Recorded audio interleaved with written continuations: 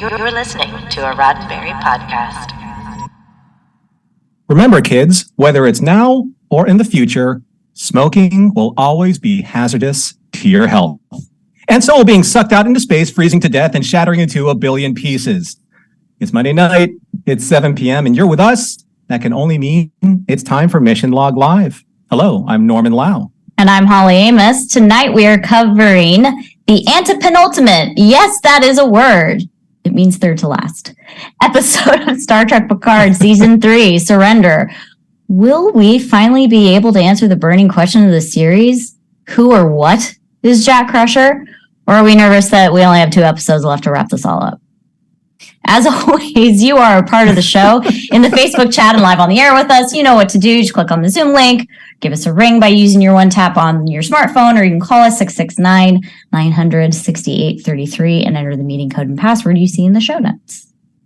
I apologize to Holly because I wrote that long SAT word for her, and she antepenultimate. It's I didn't know it was a word, so I learned something, but I did have to have Google pronounce it for me, so I made sure that I said it correct. Well, you said the word correctly, but the questions, those are big. We're going to get to those questions as soon as we check out what's going on in chat, because I'm pretty sure that chat's going to be lit up because there's a lot of questions that may or may not be answered. I don't know, may or may not be answered before we're actually at the end of this series. Who knows? We'll see. Let's see. Oh, hey, look, it's Bob Amos. Shocking. Hi, Dad. Very first poster. Hello, Cosmo. Glad to have you here. Hello, Mark, Ryan Bishop at De Plume. Wow, that's a very elegant name. Hello, Scott Palm. Hi, Dave Taylor. Hello, Paul. There's one Paul. Paul, what did we? Did you watch last week? Did I? Yes. So Paul Rapes. 3 Pauls is a Paul Fecta, and then. But now we're calling them Paul Rapes. Paul Rapes. No, that was good. So 4 Pauls is a Paul Fecta. No, 3 Pauls is a Paul Fecta. 4 Pauls is a Paul Nucorpia. God, we have so many names. I know. They should all be on a t-shirt. Hello, Jane. Now let's see who else here. Captain Mike. Captain Mike's in the house. Hello, Heather. Scotty. Hello, Scott. Paul Dubs. That's 2 Pauls. Let's see if we go for 3. Are we going to get the turkey? I'm not sure. But yeah, and Dom, good to see you. Glad to have you here. I'm scrolling, and we're walking. Stargate fans know what I'm talking about. I'm sure another Paul will join us. So, all right. Drink check. What are we having tonight, Holly? I'm having a very a cheap Sauvignon Blanc. I don't know why. Maybe it's because it's getting hotter. Today's the first day that I thought about getting my air conditioner out. Oh. I went grocery shopping today and was like, I want something crisp and cold. So I got a white, which is not the norm. I usually have red wine. I am, it's a little cold here in Florida, a little rainy. So I'm having myself some herbal tea, just to keep the throat moist, for the recap. Because I tried to cut the recap down, but there was a lot going on in this episode. I couldn't say and they flew this way. So anyway, lots going on in Mission Log this week. Our coverage of Voyager continues this Thursday with Fair Trade, the one where, sadly for Janeway, it has nothing to do with ethically sourced coffee in the Delta Quadrant. You all can laugh right now. You better, or I don't know. I can't do anything. There's no way I can reach you from the screen. Holly, what else is going on across the Mission Log airwaves? Well, Mission Log the Orville and Mission Log Prodigy. Hey, did you know that both have shows available as podcasts and videos?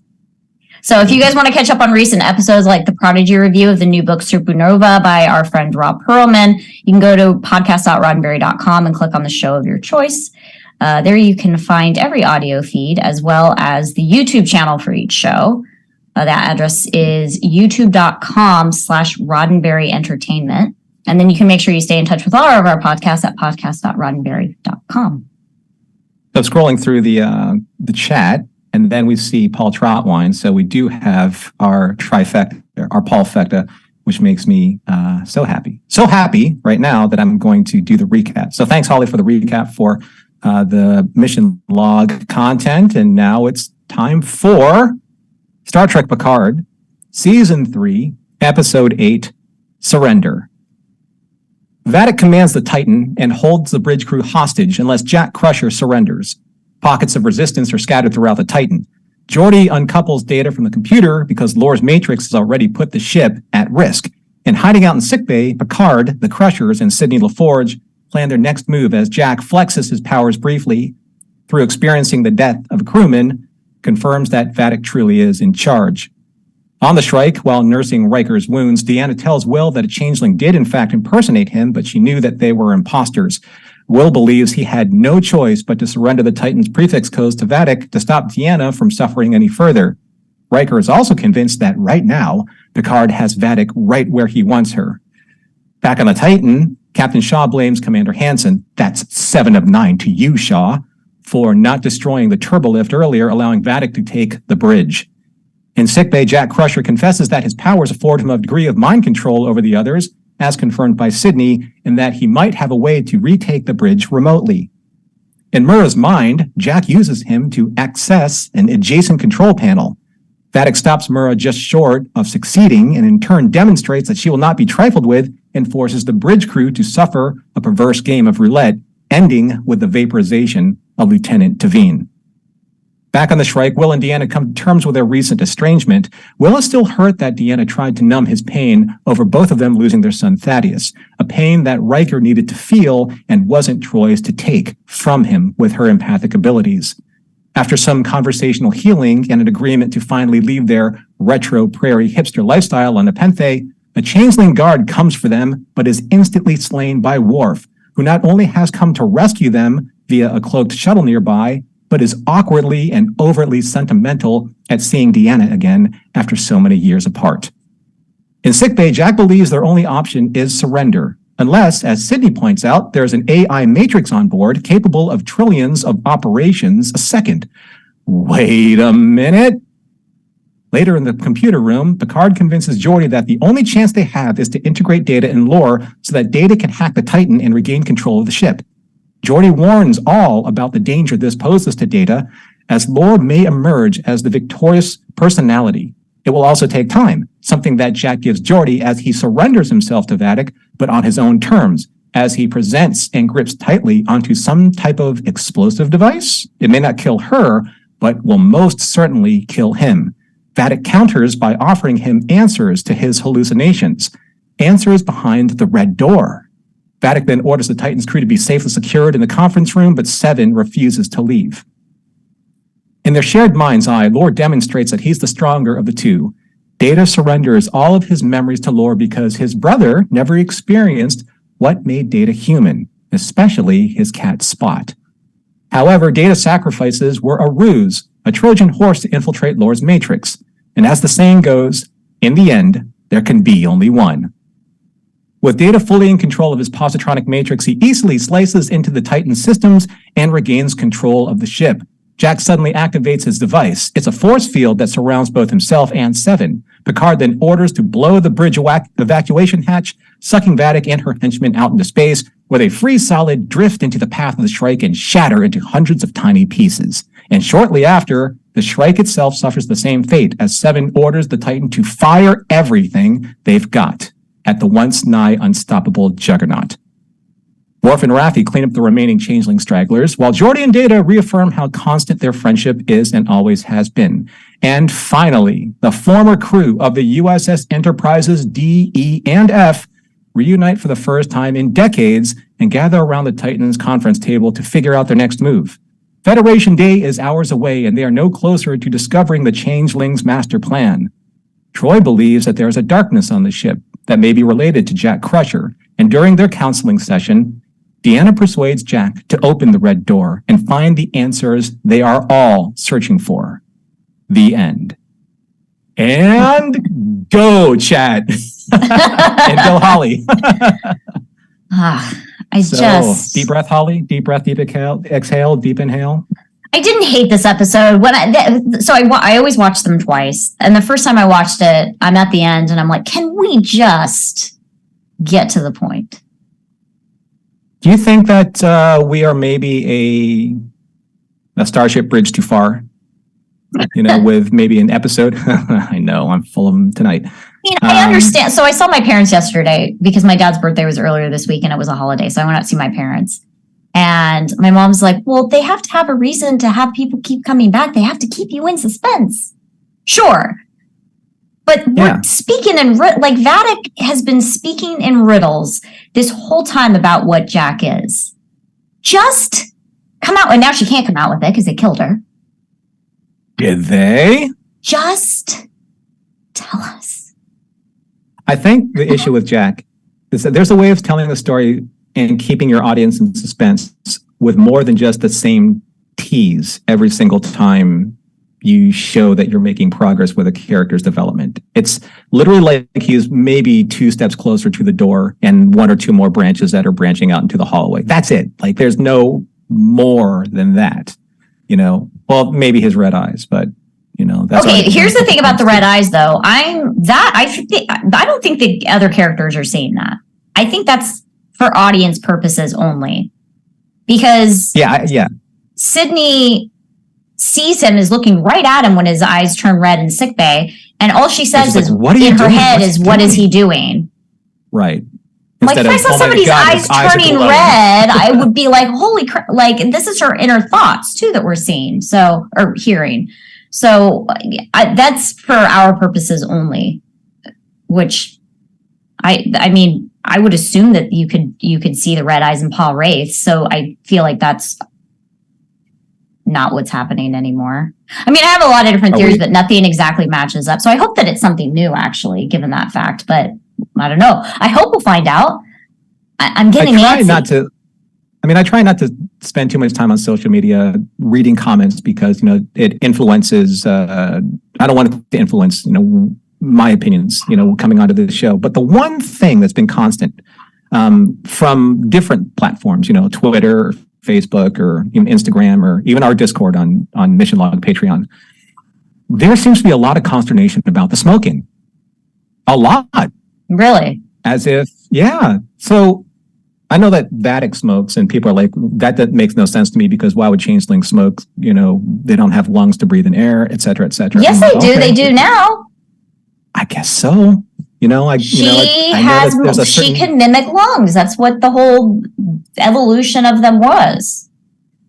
It's a weird level of pedantry going on with the smoking, but it's very twirling of a mustache villainry.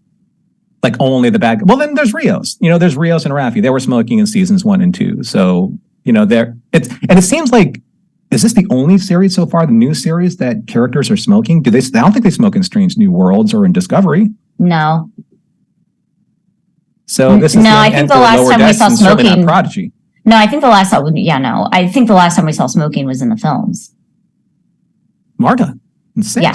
Mm-hmm. Yeah. Yeah. And she was a cameloid, so changelings are smokers.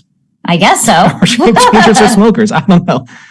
All right. So there's going to be a lot of stuff I have a lot of notes. I know you have a lot of notes, and usually I reserve kind of like the last few moments of the shows for us to get to our notes because we have a lot of callers, and why wouldn't we? Because there's a lot to talk about. So would you mind foregoing some of the notes time and jumping right into the callers? Because I think Brandon's kind of incy. Let's go to Brandon B. He's in Middle Earth. I love that tapestry, man. Seriously. Oh my God. I love it too.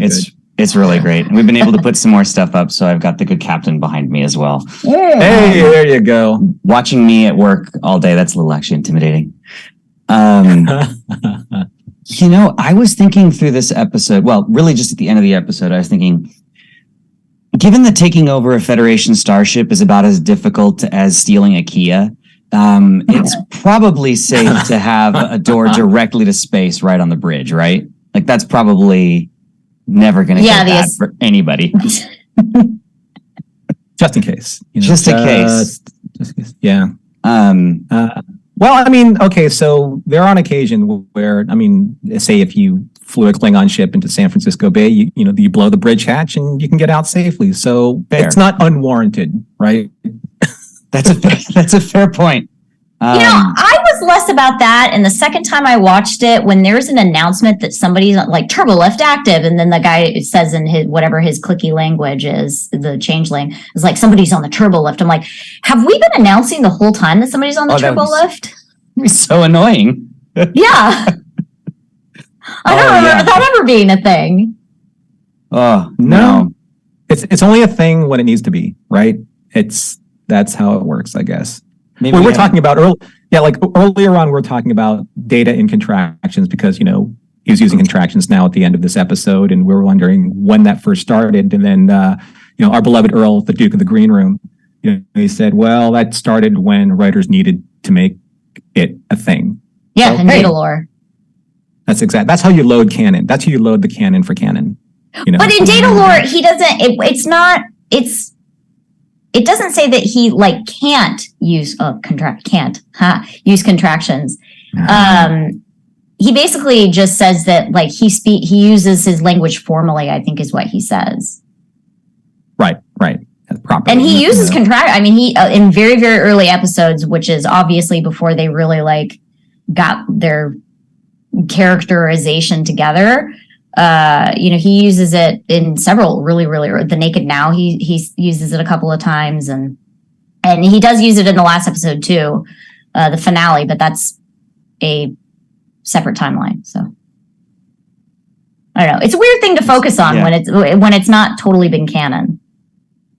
Now, Brandon, you had kind of you had an eagle eye listening to your comments from the last episode with Holly and John, and how have things developed for the better in this last episode than, say, your response or your reactions from the last episode? Or are you waiting for this entire thing to wrap up because the way it's being parsed out?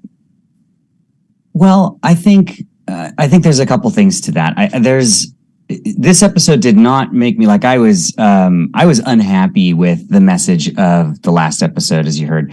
This one, after we finished watching it, I said, okay, that was not that was fun to watch. That was fine to watch. There wasn't a really awful singular message in there that made me go just I do really agree with what Holly was saying a minute ago, where we're getting a little too teased about Jack. We're on episode 8. You don't have to convince me to stay. I'm here. I'm gonna watch the next 2 episodes. Right? Don't worry. And some of the weird the teases. The teases are mostly coming from Vatic, and some of the stuff that she has said to him. She calls him baby boy when he walks onto the bridge, which weirds me out so much. And I'm sure that once we know what he is or who he is or what's going on, that it'll make sense. But I was like, that's a very intimate thing to call somebody. Yeah. It's weird. It's weird now. I'm sure it won't be weird once we figure out what he is. But I'm like, can we just tell us who he or what he is? Why are you calling him baby boy? That's wild. As long as it pays off, in the end, as long as that reference or all the references or all the, innuendos or intonations, all of that stuff has to have a payoff. If it's not, then it's just, writers getting paid by the word. I mean, seriously, all they're doing is padding their script with no payoff. And that's just, again, it's kind of patting themselves on the back for being clever, like me writing anti-penultimate in your copy. Holly, you know what I mean? So. Anti-penultimate. Yeah. I mean, there was a reason why I did that, to illustrate the point of you got to have a payoff, for these larger words. I'm making all of this up, actually. It was convincing. Thank you. Well, that's what I do. I'm supposed to be convincing on the microphone. We have a few more callers lined up, Brandon. So any final thoughts before I let you go?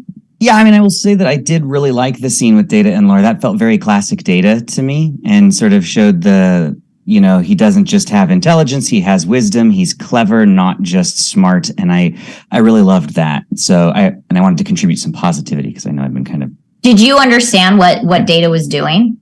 Yeah, I thought that we had something like that going on, especially as we stopped seeing Lore just dissolve them and he started keeping them. I was like, this is on purpose. I don't believe that Data is actually surrendering. I think Data's figured something out here. I got a little concerned when he starts to flicker, when Data started to flicker, and then he got visibly concerned about his own well-being. What's happening? But as soon as he started actively giving his memories to Laura, I was like, if you give your memories to somebody, and these are both positronic brains, it's not just I'm sharing a story of my experience, which is what humans do. This is literally giving him a computer program of a memory. I was like, he's not going to be Laura anymore. He's going to be Data. I see what you're doing. And I literally said out loud, I was like, oh, Data's smart. I'm surprised that Lore didn't understand what he was doing, though. I think he was just literally too caught up in this the victory of it all. Like, I'm gonna win. It doesn't matter how, because I'm going to, and I'm not. Oh, I got Trojan horsed literally by my own brother. Thanks for this stupid trophy thing with this woman. Ugh. Who needs that? Who needs a cat? Tasha. I know. I did. I mean, Easter, like, those are good Easter eggs, right? Those Easter eggs, most fans of the Next Generation were like, okay, you got me on that one. Yeah. Not so much like the pipe or the deck of cards. Or that, that all made me emotional. The Sherlock Holmes stuff made me emotional too, but that's because I love Sherlock Holmes. Gotcha. No, I like those Easter eggs. They were well timed, well placed, and yeah. Brent is he's just a great actor. It's just fun watching him act. Yeah. He can act the hell out of a film book, really, if he wanted to. Thanks, Brandon. Appreciate you calling. No, my pleasure. Hopefully you'll be able to get what you need to get out of this series in the next 2 episodes, the penultimate and then the final episode. Just to use the big words. I hope so. And also, it's not just the season finale; it's the series finale. It's got to be. I want to be wowed. I want to be wowed. Yeah. It's high requirements, I guess. I don't want to say expectations, but I think I don't know what the right expression is. We will see. We will see. Yeah. Fingers crossed. Hope for the best. Let's reach for the stars, as they say in the biz. All right. Thanks, Brandon. Thanks for calling in. Thank you. Hopefully, we'll see you next time. Before we get to Cosmo, I just want to read a couple of comments in the chat. So Dave Takechi says, have we ever proven that changelings are destroyed when frozen? I'm not sure that we have, therefore can be thawed, mixed back, and live on. Kind of like a T-1000, like the Terminator and Terminator 2. But she got shattered into a... I mean, maybe, but she was in like a... She was... I feel like maybe you could do that if they were like in their bucket and they were in their goo. But she was in a form. Yeah, changelings are weird, right? Because the whole from many one, like no one ever really said like how much mass a changeling has to have in order to be a changeling. Right. You should be able to be a changeling from a shot glass, to 10-gallon bucket. Obviously they're going to be different sizes because of mass is different, but I don't know, never really said like, oh, you need this much changeling mass. The meat milkshake needs to be this much so that you can have lungs and brains and hearts and all that kind of stuff. I don't think that's ever been documented. No. Right? But I thought that was an interesting observation. Paul Wright says, let's see. It makes sense he can use contractions now since he's integrated Lore's abilities like his emotions. Yeah. I mean, this is kind of like what we're talking about. Yeah, and Lol could use contractions in The Offspring, and they had a whole conversation in that about how like, oh, you've advanced beyond what I'm able to do. So, and then Jane says here, Lore was consumed by his power in winning, which was a distraction, obviously, not to see what Data's end game was. Also, Data's a hell of a poker player, so he was poker faced. He looked genuinely concerned at first. Mm-hmm. So, oh yeah, he learned from the best. Yeah, he was taught by Riker, the human that outbluffed the android. Right. Yeah. All right, let's get our next caller in here. Let's get Cosmo. He's in the snow. I am. I'm up in Lake Tahoe. Oh. Yeah. There's so much snow up there right now. Yeah, it's pretty intense, and I'm not a snow person. I don't know if everybody realizes I'm 6'9", and so my size 17 feet, I can't just go and rent snow boots. So I'm sloshing around out here in my tennis shoes, and it's challenging. But yeah, pretty. It's pretty to look at. I don't like operating in the snow. You're in the snow, but you're wearing a tank top? Yeah, absolutely. Is it? Nice. That's what I'm talking about. It's in the 40s. I can handle it. All right. Yeah. So absolutely agree about the Jack thing, especially when you end the previous episode with Jack. I think it's time you finally learn who you really are. Yeah. And we're like, great, we're going to figure it out. And then it's another. Yeah, that frustrated me. Overall, I've really appreciated the piecing this season, though, minus the Jack thing, especially compared to like some of the big story arc stuff from other modern Trek series where it takes forever to get to the mystery box. And the fact that I really liked that they didn't show us Troy and Riker getting tortured. I missed them last episode and they were gone, but I was totally cool with them getting to the reconciliation right there and cutting the fat off. And I liked that. I liked that conversation, but timing wise, if you thought, I feel like they had to have a lot of confidence that they were going to get rescued and they weren't going to die to be having a conversation about where they were going to live in the future. But doesn't that feel like classic 90s era Trek? Like the consequences are dire, but not that dire, right? Where are we going to live? I hate Nepenthe. Like, that seems weird. We're in a cell. Very Riker-ish. It is. And I was nervous about Brent Spiner and the Data stuff, but it works for me. And close my eyes and just listen to his voice, and he is Data. It's like it's 1993 all over again. Spiner is fantastic, and I appreciate that Geordi got so much significant time with Data, because it bothered me in season 1 of Picard that Data and Picard were best friends, and they had a good relationship, but Geordi was always Data's best friend. And the fact that, Picard had to put virtual Data down and Geordi never really got a true goodbye from Nemesis. It was really great to see those two reconnect. And LeVar's doing a fantastic job with even just his facial reactions are heartbreaking, because for the split second that we think that Lore won, the look on Geordi's face is awful. Yeah. I know LeVar's enjoying not having the visor on him. Yeah. Well, I always thought that the Data and Picard relationship from Picard, again, kind of like Nemesis, was playing to the strengths of their two most powerful marketing icons, of the cast. I hate to say it trivially that way, but it's kind of true, right? Both of them rose to prominence. I mean, look at the poster for First Contact, who are the two biggest faces that you see, right?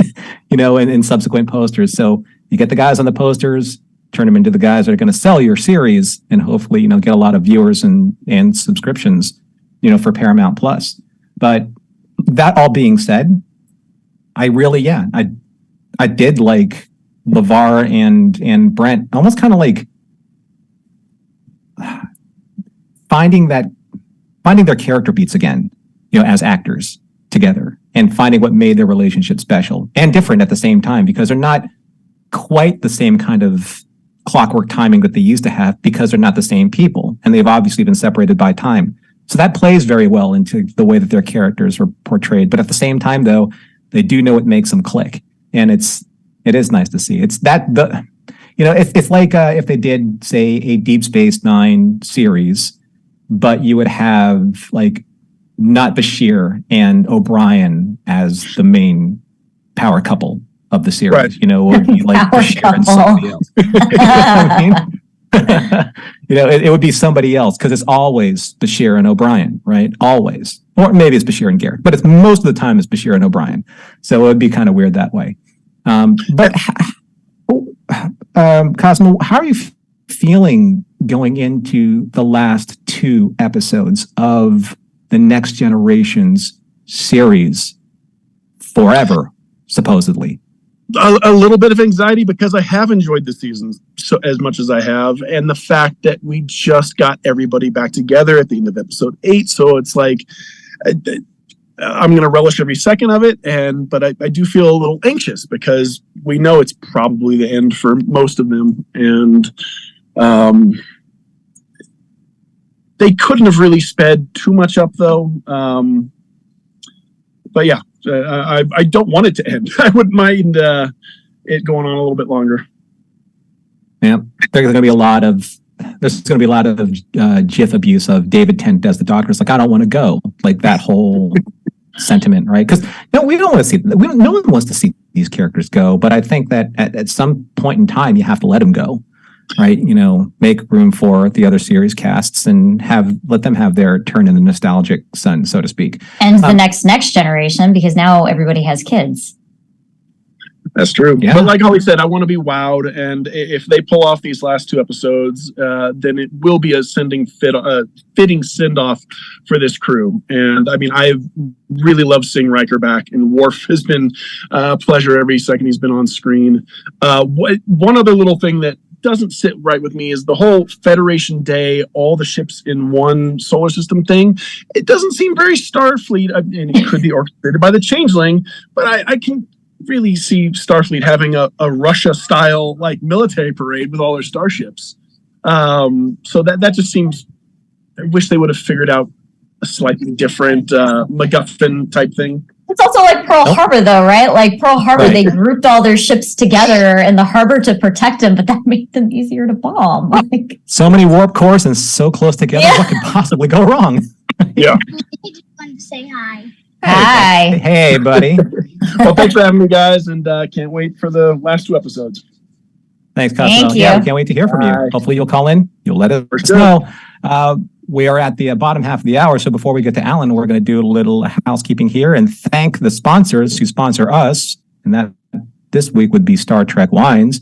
The reason why I asked you what was in your glass for this show, Holly, and that doesn't necessarily mean no, but you have had Star Trek wines in the past. I did. I had the red because that's what I usually drink. I had the 2221. I drank it all. It's all gone. The Chateau Picard. Yeah. Yeah. Chateau I Picard, don't have the white wine one. They do have a white wine one, and I don't have it because I usually don't drink. I don't know what came over me today. I just wanted something cold. Well, you mean that Star Trek wines has more than just Chateau Picard. I mean, we've seen like they do. different They wines, have different they have a varietals white on there. wine. They have a rosé. They have nice crisp cold ones too. Yeah, And they now have their I'm rising gonna varietals. get them now because apparently I'm drinking white wine. I don't know what's happening to me. There they It's a are. summer wine, right? Yeah, and they're gorgeous rising bottles, right? They're Yes. they're They're incredible.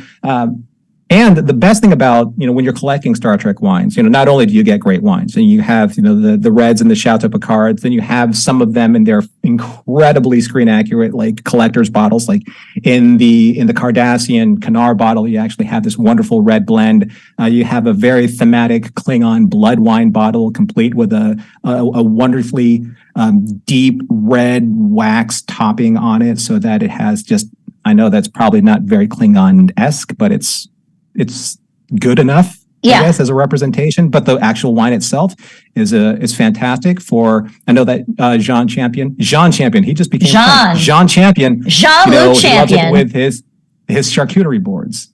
So yeah. he loves, he's paired those on many occasions here, talking about Star Trek wines. I think the great thing about these products, as you can see on screen, in Earl's marketing package here, is that you see these screen accurate bottles that you can keep and put on your bar. You can keep in your collection. You can refill them if you want to after you've had the product that Star Trek Wines has painstakingly made. Yeah, 100% there are not Star Trek fans that are going to be throwing those away. Exactly. And then, of course, we've mentioned before that you have these different vintages that they offer for Chateau Picard. You have the 2221, and this Holly, we were talking about that, the 2386, and then of course the incredibly collectible 2401. That's the one with the metal label and the faux wax topper. It's a silicone topper that you can reuse, so you can reseal your bottle. I actually have to probably make a new order because it's summertime, or it's getting to be summertime here in Florida. So I definitely need some of the lighter wines, some of the white wines, and obviously the fragrance bottles. Get the rosé. Look at how pretty the it rosé. is.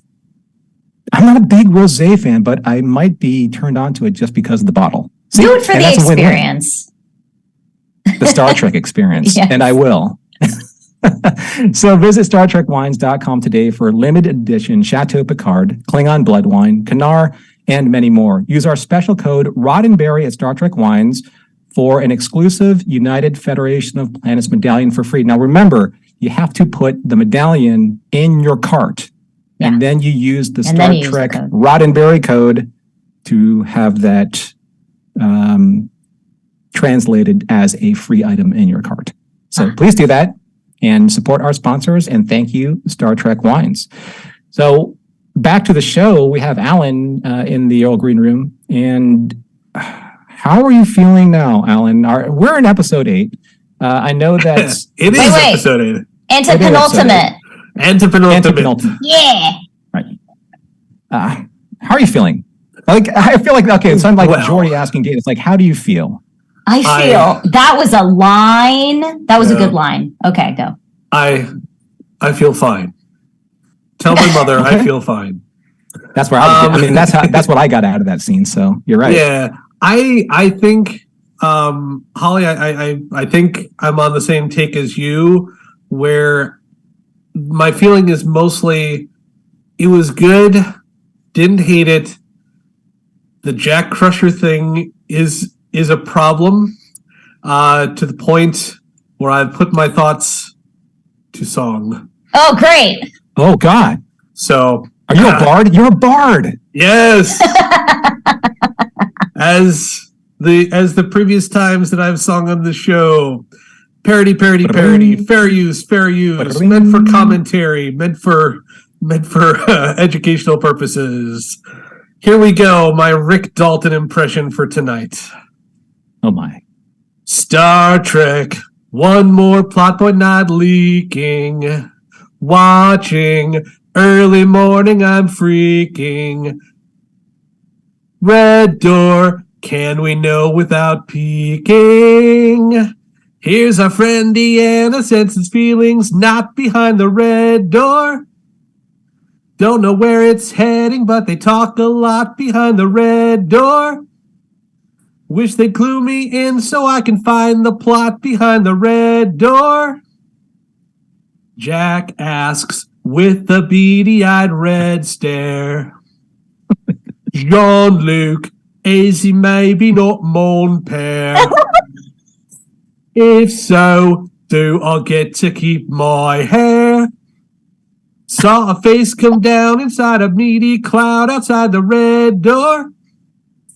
When I said Rose sent me, someone laughed out loud behind the red door.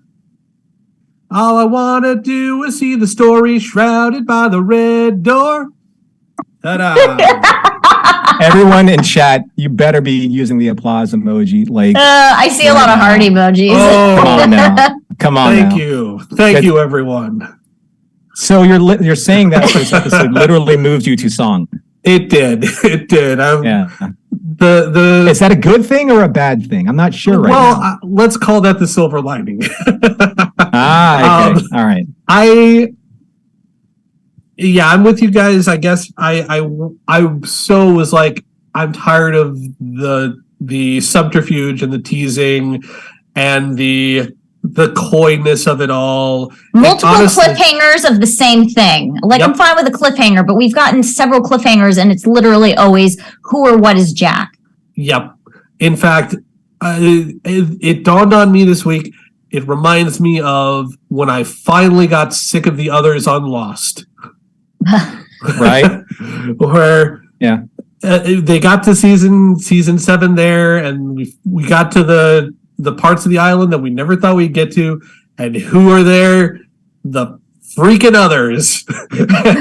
And they take them hostage just like they always did, and tell them they're not ready to know things like they always did, and I was over. I was done with that. So yeah, that's kind of what it was. I mean, I feel like it can do the opposite though, right? Like I said earlier that when I was talking to my parents about this yesterday, that my mom was like, well, they have to have like a reason for you to come back. But at some point, like if there's too many cliffhangers, it's going to be like, I give up. And like you stopped watching Lost as a result of that. Yeah. Well, Brandon made a good point earlier. He says, I'm already here. It's episode 8. You already got me. You probably had me by episode 3 or 4. So. And it's not like a 26 episode season from when the next generation. It's 10 episodes. If I'm at episode 8, I'm gonna watch through episode 10. Yeah. Right. Well, and at that point, it's no longer a tease for the characters. It's a tease that's directed at the audience. And I think you can feel the difference. So yeah, and it's not like I gave up on Lost. I'm not going to give up on Picard either, but I'm just like, come on. Brett in the chat is like, Alan just spoiled Lost for me. Oh, no, Spoiler alert. I have not come close to spoiling Lost. It's actually saved you a lot of time. There's a whole other alley that we can go down for that. But yeah, I overall all the good there was good stuff here. Loved the Rikers, loved Data and Lore and everything that happened, and I sort of started to key in on what was happening about the Tasha Yar statue. I'm like, oh, okay. I think maybe I was expecting it to be more of a merging of the Lore and Data personalities rather than just Data himself coming back. But I get why they did that too. I mean, it's you want Data at the end of the day. The other characters aren't going to be nearly as excited if he's talking like Lore. Yeah. Has anybody noticed that Deanna as a character is a lot more like Marina than she ever has been? She's very huggy. Well, she's also very blunt. And I don't feel like Deanna was that blunt when she was younger. Not until she got drunk in the past. that was the turning point. I mean, Cochran really changed her personality. Yeah. I love Marina. She's yelled at me, and I've been like, "It's been my honor, ma'am." So I don't hate it. Maybe she's at that point. Well, both for like Troy and for Marina, where it's like, I don't really need to act the part anymore. You know, there's not that much more acting I can give to the Deanna Troy character that's going to make her a completely elevated character. Now, I mean, the same thing with like Bev was different. Like this is like hardcore different, you know, bitter, a little bit more guarded, a little bit less, you know, Dr. Crusher Bev. A little less conversation, a little more action. Mm-hmm. Yeah. See. Right? Yeah, I mean, she's a lot more mama bear than she ever has been. But I think that's obviously because she's. How would you classify Will? Like, because it's been classified as like she lost a son. She didn't. He's still out there. Yeah, that's a weird space to get into in terms of how they're handling that this season. What exactly, if anything, they're going to resolve there. I kind of get the feeling that he's off the show entirely, which is fine. But yeah, it's strange to think about. But I mean, she doesn't get to see him, and so it was used as a jab earlier in the season. Like, how do you feel about losing another son? And I'm like, well, he's still alive, but he's just different. I mean, but obviously the whole like not having contact with your child, like that changed her as a parent and as a person, and then having Jack change and whatever's going on with him, and she's feeling very mama, very protective, and like her character has evolved fantastically given all of those circumstances. That brings up a good point, though, because whatever Jack Crusher is, I'm wondering if that may or may not have had anything to do with Beverly being manipulated in some way and her not knowing it either. Right?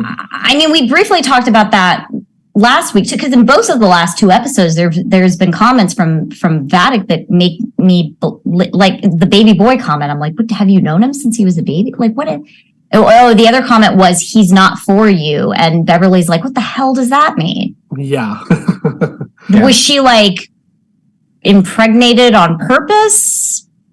Like without her knowledge, but she still had relations with Picard to think that it was like a regular like, I have no idea what's going on. I have a lot of questions, and I hope they answer them and stop giving us the door. See, that's where a lot of those details, if they don't get payoffs when people rewatch it, you know, in its entirety, they're like, well, that was that's a thread that went nowhere. Time management obviously is going to be an issue when people rewatch this, because like you take all of the efforts that you did into setting this up with no payoff, you could have just spent it somewhere else. Now, I know that that's easy to say when you're armchair quarterbacking a show and say like, oh, Terry Metalis and his team, they didn't realize it is. Well, I'm no showrunner, right? Yeah, but exactly.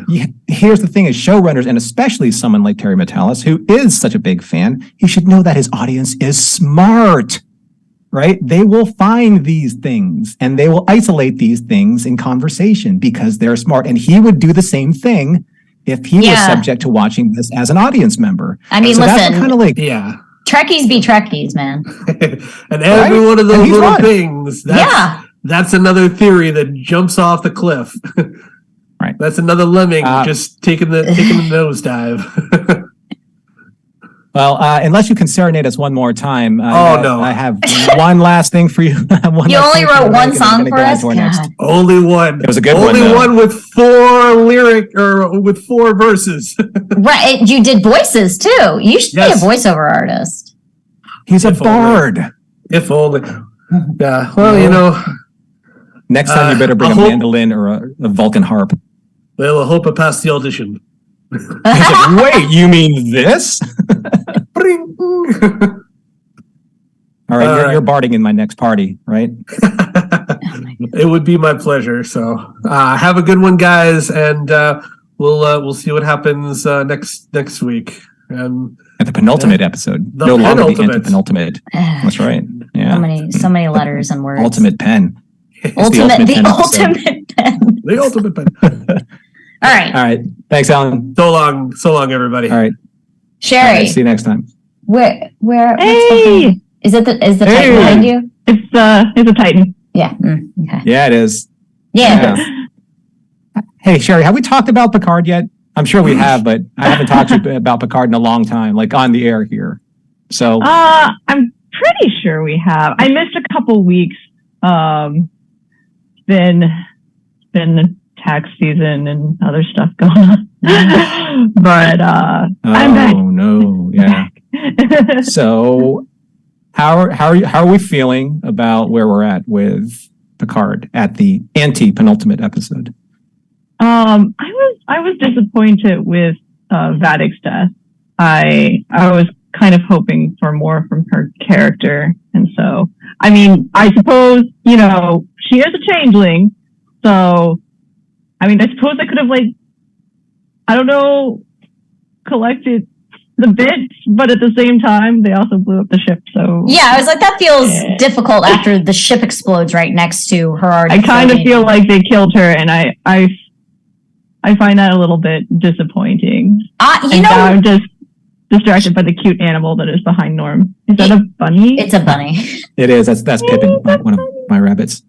Yeah.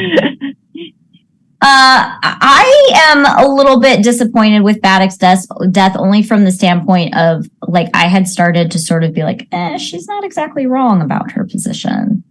So I'm kind of sad that she didn't get any sort of resolve to how she was feeling in the way that her species has been treated by the Federation. And it's fair for her to be upset. So I was hoping that there would be some resolve for her.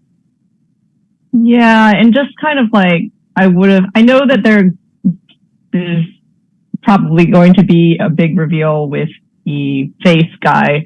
And I hope that that's good. Is there though? Because were you on last week's show? Huh? Did you call in last week? Mm-mm. Okay, so we discovered last week that from Alan. Right, he's the weatherman. I did watch the podcast. Right. Yeah. So so the voice, if you guys didn't watch last week, it's Garth Kemp, who was a very well-known weatherman in Los Angeles, and Alan pointed it out, and Champion and I lost our minds. He's not an actor. He's a weatherman and a voiceover. I started following on Instagram as a whole. I went down a rabbit hole. I went down Pippin's rabbit hole. I hope that we figure out who and what that is too. But it's not. I'm trepidatious about it because it's Garth Kemp and he's not an actor. He doesn't necessarily have to be somebody that we know, though. It could be maybe an entity that we know. Like a Paul Wraith. Also a weatherman. If it is a Paul Wraith, let's just theorize that. A weather wraith. Well, this is the weatherman on Risa, where he's just like, it's 72 and sunny, every day. Unless their weather machine is broken, in which case it's not. Yes. I know that we've also, gone down the Paw Wraith side. I just wanted to jump in. Is this just aping too much Deep Space Nine for a TNG story? You got the Changelings, you got the Dominion. I'm fine with it. Yeah, but I love Deep Space Nine. So I mean, maybe somebody didn't like Deep Space Nine, but I really like Deep Space Nine. So.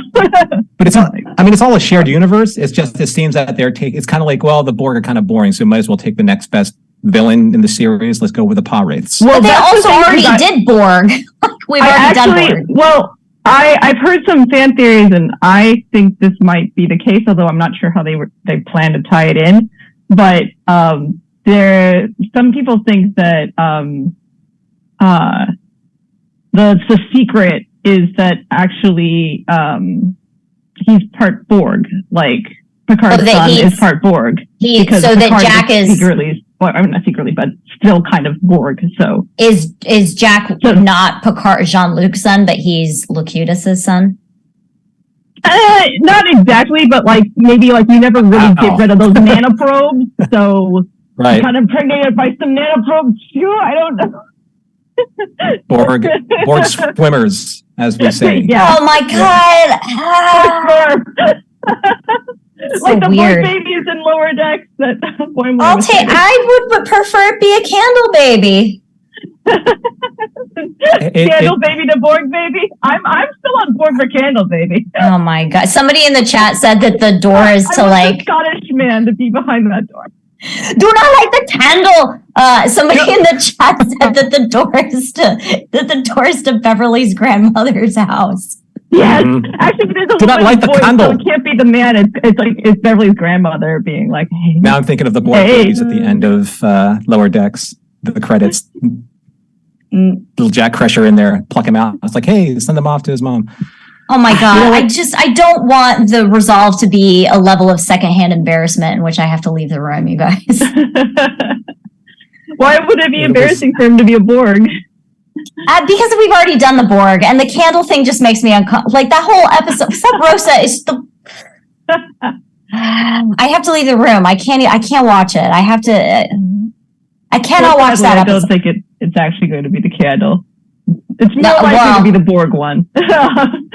All right. I think in the next 2 hours, the last 2 hours of this cast's series, all I know is that one decision is going to be made that's going to make a lot of fans happy and a lot of fans not. Yeah. It's just going to be, right? And some people are going to be trapped in the middle of, yeah, okay, right? I didn't write it, but I'll go with it. But there's going to be a lot of heels digging into the sand pretty darn hard, probably by next episode, right? But hey, it is what it is. It's like with any series, yeah. As the Carney says, you rolls your dice, you takes your chances, right? And hopefully it comes up your favor. Jane in the chat seems to think that Beverly knows what Jack is. Maybe she was part of an experiment, right? I don't know. I don't get that from her, that she knows and that she's hiding something. Well, maybe she doesn't know the full extent of what happened to him. Like maybe she was part of an experiment, maybe to get, I don't know. I'm not even going to speculate. I don't have the wherewithal for that. But I do know that we have one last caller in the wing. So Sherry, if there's one last thing you'd like to say before we have to let you go. I just love the Worf moment with Worf and Deanna. I'm like, if he had been like that in the original TNG, the relationship would have made sense. I love romantic. I've waited for you like the waves on the ocean. Inappropriate. And I was like, oh, now we get the relationship. So I actually wrote this as a very specific note in my notes script here. So I said, Worf the warrior poet. So Worf's reunion with Deanna, I loved it, full stop. I loved how wonderfully awkward it was. I loved how Michael Dorn played it. I loved how Frakes and Marina played it. It may have been my favorite scene in the episode. It was the perfect example of that old trope. I've rehearsed this speech 1,000 times if I ever had the chance to see you again. And he did. Yeah. And he killed it. He killed the guy first, then he killed it in the speech. But he was just like, he Cyrano de Bergerac the heck out of that scene. Yeah. Right? And my It was theory so is he wasn't there to awesome. save Riker, he was there to save Deanna. Yeah, he was. You win. Yeah, it was. You know, and it also fell into like the '90s trope, like when Will's like, "Is this part of the torture?" Like, haha, because like it's a serious moment, but in that '90s seriousness kind of way, which is kind of like why I like the way it was handled. It was light. You know, it doesn't. That's the '90s era of Star Trek. It's serious but light at the same time. You know, because we haven't gotten to that point in our history. You know, human history of 9/11 and entertainment moving forward after that. That's the moment where, you know, everything became darker. But I like how they kind of treat it in the vein of the old Star Trek. So anyway, that's my take on Worf. I love Worf. He's living his best life in this series, I think. Thanks, Sherry. I hope that the next two episodes, the Ultimate Pen episode and then the finale, treat you well. You know, but please call back in and let us know. Absolutely. All right. Will do. Have a good night. You too. And we have Captain Mike up next. What's up? I haven't seen you in a spell. Hey, you know what? I'm enjoying the show so much. I wanted to just get on here and just talk about how much I'm enjoying it. If this is what fan service feels like, I feel like I have checked into the 5-star hotel that I have always wanted to go to and always read about. It's amazing. We've been with these characters for 36 years, those of us who, have been around that long. And just to see them around and just to pick up on that Worf moment that you were just talking about, that, like you said, that if I ever see you again, this is what I'm going to say. This is what you mean to me. And have Frakes play that so well. Inappropriate. And Deanna play it so well. Deanna 2.0, who has got the Marina Sirtis implant, which is fantastic. Yeah. I mean, I'm loving it. I mean, it's cinematic. The music is fantastic. I could go on and on, but I love the show. Some of my favorite moments are Geordi disconnecting Data. Enough is enough. Yeah, buddy? You think enough is enough? You think? Okay, yeah. Definitely should have done that earlier. But Maybe a little too late. Could have done that earlier. Yeah. We were yucking it up so much in the Earl Green room. I kind of missed what a lot of people said, so I hope I don't repeat a lot of it. But no, let me ask you this though, because we haven't discussed this yet, and Norman and I both had notes on it. The observation lounge scene, in terms of fan service. Okay. I'm drawing a blank. I got to be honest. I'm sorry. So they're around the conference table. Came around. Oh, it's fantastic. Really? Yeah, I liked it. We haven't said it. It seemed like definitely a change of tone from where they were. Like all of a sudden it was, we're not fighting for our lives anymore. We're reminiscing and enjoying the company of old friends. So, and I'm sorry, I thought of that more as like a conference room, not an observation deck. That's why I didn't pick up what you were the observation lounge is always what they called it. Yeah, no, I defer. Yeah, it's so I did really enjoy the scene as far as getting those people together in one room, and I think it was the first time they were all together in one room at the same time. Yes. So I think that had to be done, but it was such a change in tone, like on a dime, that it was a little bit unnerving, but I was still okay with it. I mean, there's nothing about this show I'm not going to enjoy after 36 years and seeing these folks together. I'm just kind of a sucker for it. I really am. But and then it's kind of like, okay, this part is done. We gave the Shrike everything we've got, which is apparently 5 torpedoes now, up from the 4 they had a couple of weeks ago. So that was also that was impressive. 7 getting to say "get off my bridge" Picard style from First Contact. That was kind of some really cool full circle stuff. Yeah, I like that a lot. I also like how she barked. It's like she said, "My name is 7 of 9." The one issue that I have with Shaw, and like I've really grown to like Shaw, but the one issue that I have with him is that he dead named 7 3 times in this episode. Right, yeah, and I think it's one of those old Hollywood tools of tell them again, and then tell them what you told them. So in case you didn't pick it up the first time or the second time, maybe you picked it up the third time. Now you're sharp enough to pick it up all 3 times, but maybe that's the reason why they did it 3 times, so that the general audience, casual viewer, if you will, could pick it up on the first time. I don't really know, but you're right. He did do that a bunch, and he was trying to force her into it repeatedly over the course of however long they've been serving together. So I mean, I get it. Like we discussed this earlier. Is like, it was revealed that he was part of Wolf 359 and that whole thing, and obviously, like, he's got some PTSD related to Borg, and she's she was Borg, and like, so like I get it, but also like not a great excuse to dead name somebody. If somebody says, please call me Seven, that is my name. Don't be a jerk about it. That's pretty much it. You should abide by their wishes at that time. I wanted to just throw this out there. If anybody got to Yuri's night in LA the other night, that celebrates the first flight, Yuri Gagarin. So they celebrate around April 12th every year. There's one in LA. There's another one on the Gulf Coast at the Kennedy Space Center on the 15th. So tickets are available to the general public, which is kind of a cool event. The Orville was the Orville, Mission Log the Orville. Hopefully you've heard of it. I got the Spirit of Yuri Night Award, which recognizes a person or team that embodies the Yuri's Night mission by using music and art to make space cool. Yay! So I thought that was Constantino was there. Tom was there. Doug was there. A bunch of the cast were there. So it was pretty. I'm saying it like I was there. I was not there. I just if anybody next year, I think I'll definitely. I usually go. I didn't go this year because I was working with a client, but my best friend went. Again, he works for JPL, so like there's always really cool people there. It's always a really fun time. I'm bummed that I didn't get to go this year. Yeah, it seemed like I thought Doug he was wearing his NX-01 uniform, and rightfully so, but I would have killed to have seen him in like a purple admiral's uniform or something, right? Yeah, from the Orville. Yeah, that would have been really awesome. The Union, yeah. And then the last thing, I don't know if you talked about this before, but the ultimate episode, the series finale, is going to be playing in IMAX theaters in LA, New York, Phoenix, San Francisco, Seattle, Orlando, Washington, D.C., Atlanta, and Dallas. And if you're in LA, there's going to be a Q&A following it with looks like LeVar Burton, Michael Dorn, Frakes, Gates McFadden, Marina Sirtis, Brent Spiner, Jerry Ryan, and Michelle Hurd alongside Patrick Stewart. Now that'll be live cast to everywhere if you're in a different city, but if you're in LA at whichever IMAX theater they're showing it, I'm not sure which one, then you get to participate in that. I literally just saw them make the announcement before we came on the air, so I haven't looked at it yet.